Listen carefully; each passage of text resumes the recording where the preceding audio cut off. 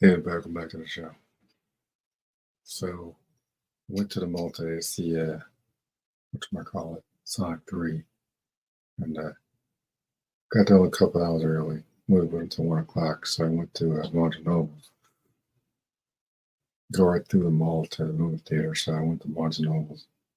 I did a couple of comics, and I actually picked up this Ultimate Spider-Man graphic novel. And that one's the new Spider-Man series, where Peter Parker's finally gotten his happy ending. Unfortunately, it's in the Ultimate Universe. I don't know why, but at least it happened. And ironically, it's called Married with Children, which is interesting. So I don't really care much for the way this was done. It's basically like a reverse origin story where he's already lived a life and then he gets bitten by the spider. Then Parker's alive at the Daily Bugle or something. Aunt May is gone. Norman Osborn is gone. Gwen Stacy's alive, married to Harry Osborn, but has no prior relationship with Peter Parker. I'm like, what the deuce? Peter's got two little brats with Mary Jane. I'm like, okay. I know this happened before in the comics, but I'm like, interesting. It's really strange the way it was done. I'm just like, not sure I care much for this type of storytelling.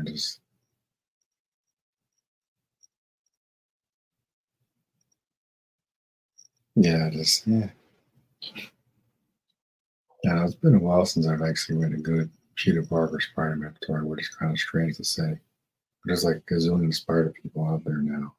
So it's like, you have to actually hunt for an actual Spider-Man Peter Parker story, which is kind of sad to say. Especially with the Spider-Verse and all this other crap out there. It's like, can you just get back to basics? Like, I play Spider-Man Remaster sometimes, every once in a while, usually from Marvel Monday. But, there's like, just sitting there reading up these criminals. I'm like, man, I kind of miss when Peter was the only Spider person. It's just too complicated now.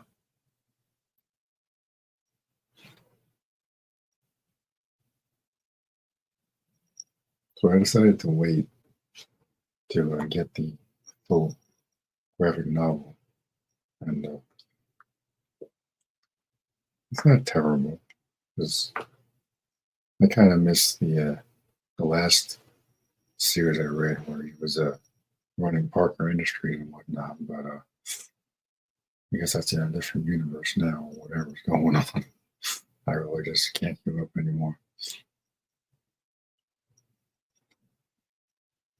I don't really care much for Harry's version, this version of the Goblin. Because I think his suit's a little too armory. I don't think the Goblin should really be wearing armor.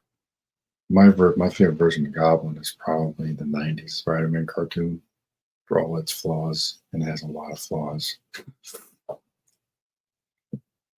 classic green and purple design with the hat and the classic lighter and all that. Like, I know it's based on Iron Man armor in the comic, which it explains, but I'm an old school comic book fan, so I don't need anything fancy.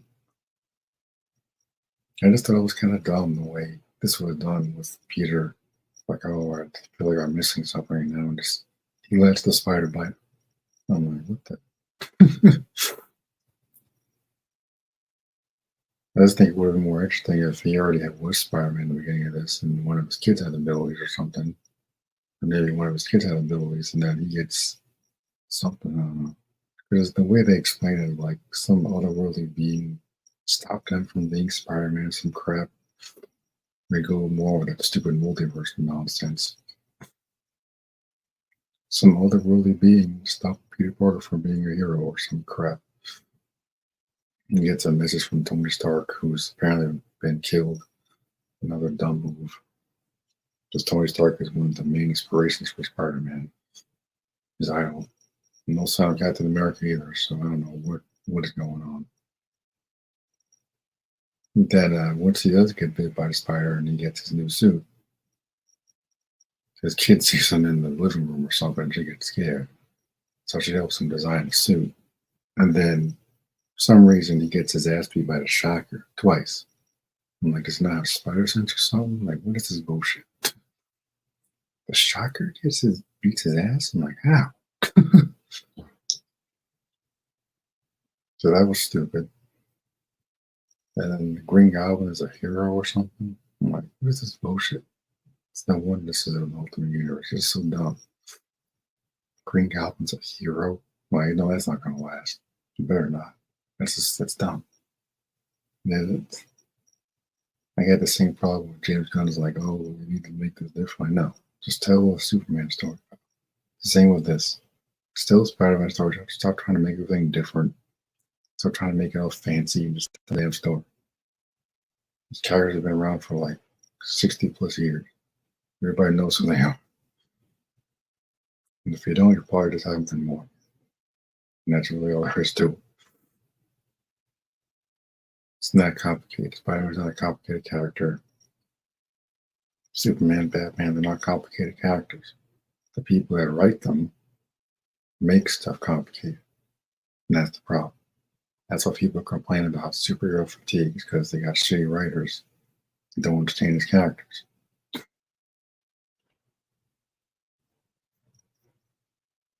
Like, I like the dynamic. Like I always said that of all the comic book characters out there, Spider-Man and Superman are maybe the main two. I can probably balance the family thing. I've never seen that really working with Batman because he's too much of a loner. This wouldn't work. I don't think it would work. They try to do that with Damian and I don't think it works. Damian's too much of a brat, and their dynamic just doesn't really work for me. In my opinion, um, they're too different. And Damian's basically a freaking murderer. Batman making him Robin is probably the dumbest thing you could possibly do. He's by far the worst Robin. Not the out track, but he is the worst. At least Jason became another vigilante. But like, it's the same with it. This might be one of the worst Spider-Man stories I've ever freaking read. I like the family dynamic with Peter and Mary Jane, but this is a huge step down in my opinion. I know it's ultimate, but I'm like, this is a huge step down in my opinion from the story I used to read. This is nothing like what I remember. I can go back and read some classic Spider-Man comics and say that was awesome. You know, those are like written and published in the 60s, back when Stan Lee was around. Stan Lee, Steve Ditko, and all those people that were involved in those stories back in the day. This is a little too different for me, and I don't really like Ben Parker being alive and Peter not being Spider-Man. It's weird. Very strange. I'm like, yeah, I don't know if this really works for me. This is what are they gonna do with Ben Parker? Just have him running around New York City with Jameson like a freaking dynamic duo or something? What is this bullshit? Picklepuss being nice to Peter. Well, yeah, this is definitely an alternate universe. That had never happened on the bad, even on the bad day. Picklepuss being nice to Peter, Ben Parker alive, Peter not being Spider-Man in the beginning of this. I'm like, huh. Well, this is dumb. It's the same problem I got with the Tom Holland Spider-Man. He shouldn't be wearing that mask if he hasn't learned power and responsibility. Like in the last film, he just now learning power and responsibility. He shouldn't be wearing that mask if he doesn't know that lesson. That's why he's making these dumbass decisions. I gotta help these crazy people. I'm like, you don't. Like, you don't. You don't know anything about these idiots, and you're just going to bring them into your apartment and take them and put your unmade life at risk. I'm like, dude, you don't need spider sense to know this is not going to go. It never does. So yeah, that version of Spider-Man is dumb. Should be a lot smarter than that, in my opinion. Spends too much time crying over Tony Stark.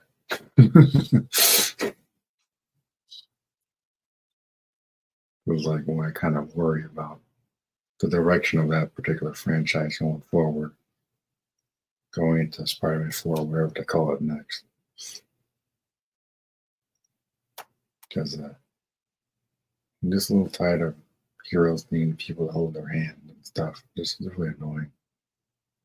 Spider-Man is more capable of doing stuff on his own. Superman's capable of fighting big ass monsters on his own. Now, if you're beaten and battered and you can't like even get up, okay, fine. But like this, we're in this era of the comic book films and shows where heroes need to team up with like five other characters to take out one villain. Just stupid.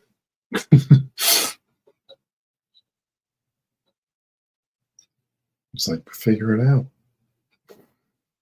Figure it out. Like how are these heroes been running around New York City or wherever whatever city they're in X amount of years and they can't even fight one villain by themselves all of a sudden.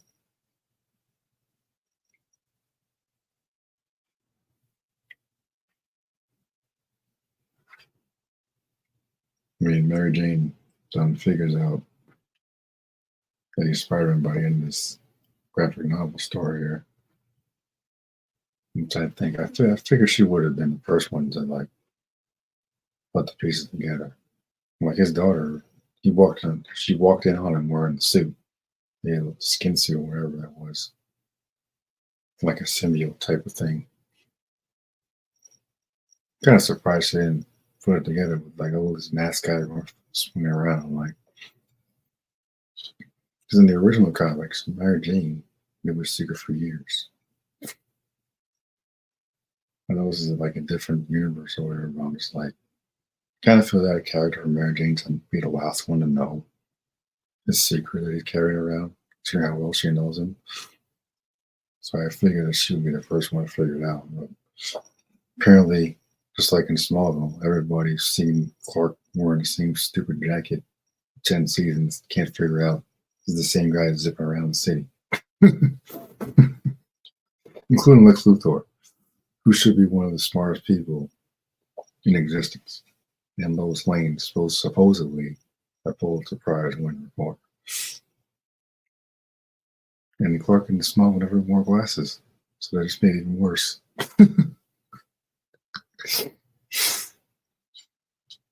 So just to me, it's just kind of silly that he's able to keep all this away from Mary Jane of all people. Of all people, Mary Jane should be the first one to be asking questions, no matter what universe we're talking about. You know what I'm saying? Just yeah, I just don't buy it. These are different writers. This isn't even Dan Slott or Bendis writing this, so these are different writers and artists doing this. So maybe they're not as in tune with classic Spider-Man stuff as I am, but again, it's not terrible. I just don't like the way this story is told. It's really sad that I've come to this point that I can't even find a decent Peter Parker story these days. And I forget it with the movies because the movies are all over the place. And again, like Tom Holland's Spider doesn't have his own villains, just like Miles Morales has no villains. And I'm like, oh, we're gonna bring him the MCU. Like, to do what? To pull his thumbs? Peter's still in his 20s. Miles is like 10 years old. This is like, the kid has no experience. Tom Holland Spider-Man has no life experience. He hasn't done anything. You got everybody telling him not to do stuff in these movies. And then May gets killed because of his stupidity. He hasn't done anything. He hasn't experienced anything. And now he's literally an orphan now. He hasn't done anything. What the hell is going to teach a new kid? Then he almost tried to murder the freaking Green Goblin because his kid has no moral code. Like, I read another Spider-Man comic, not Ultimate Universe, but another one I think where Mary Jane was killed or some nonsense, and Peter's son Ben got powers or something. Either Peter was retired or the kid got powers, something. And I think he inherited Peter's suit. That was an interesting one. I think that was probably before this one. I don't think that particular storyline continued after that, but it was interesting nonetheless. And again, it's just I love to see this type of thing in the games for sure. Absolutely, like a Mayday Parker storyline spin-off game, like the Miles Morales game with Mayday Parker and Parker, I guess Ben Parker Jr. or both of them. I still want to see Cloak and Dagger at some point in the Simon game series. I think they need. I think they deserve some spotlight and some form because Cloak and Dagger are just they're actually really cool characters, and I don't think they get the recognition they deserve. Not to go off on a tangent, but it's still connected to Marvel, so I'm just like, I can't remember last time I read a good Spider-Man comic. Fortunately, this didn't cost me that much, but it's just kind of sad when I had to literally scramble through the comic book aisle to find a decent comic. Crying out loud. A couple of years back, they would have been all over the place. Barnes almost got the one little section for comics.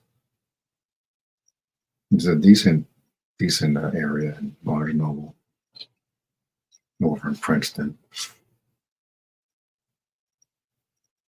It's like just seems like the Peter Parker stories are just getting so rare because there's so many damn spider people running around. And don't get me wrong, Miles is cool. Gwen is cool in their own universes. But like when they're like Spider-Man at the same time, it's kind of dumb. So I'm like, this is why I'm kind of like ranting about the Marvel universe and they're talking about bringing Miles Morales into the MCU. I'm like, to do what? Play House of Cards at Avenger Tower or something like it wouldn't make any sense.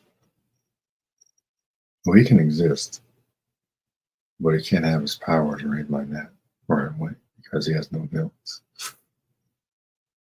And we're going to see with the new Captain America movie why legacy characters don't always work. It's like during the Sonic movie, I saw a trailer for new Captain America and I was like, man, this is going to be so dumb because you had the freaking Red Hulk. Do you remember the Incredible Hulk when Blonsky had the Captain America serum and the Hulk kicked him into a tree? Even with the serum, he's completely effed up. Like even if Sam had the serum, it wouldn't make a lick of difference. The freaking Hulk. I mean, Rogers had the serum, and he could barely go up against Thanos. Even with me on there, he only had an advantage for like 10 seconds, not less. Thor couldn't even beat Thanos, which is ridiculous. He had Mjolnir and Stormbreaker, and still got his ass beat. little tiny Steve Rogers picks up Mjolnir and uses it way better than Thor ever did. It's like exactly what Batman would do if he had a Green Lantern ring.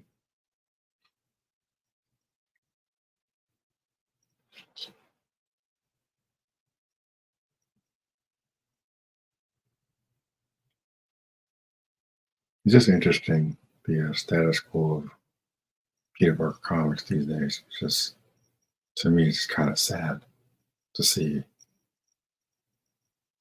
I don't see how far we've fallen, but it's just disappointing, I guess. I don't know. I don't really care much for this one. It's okay. It's okay. Will I read any more?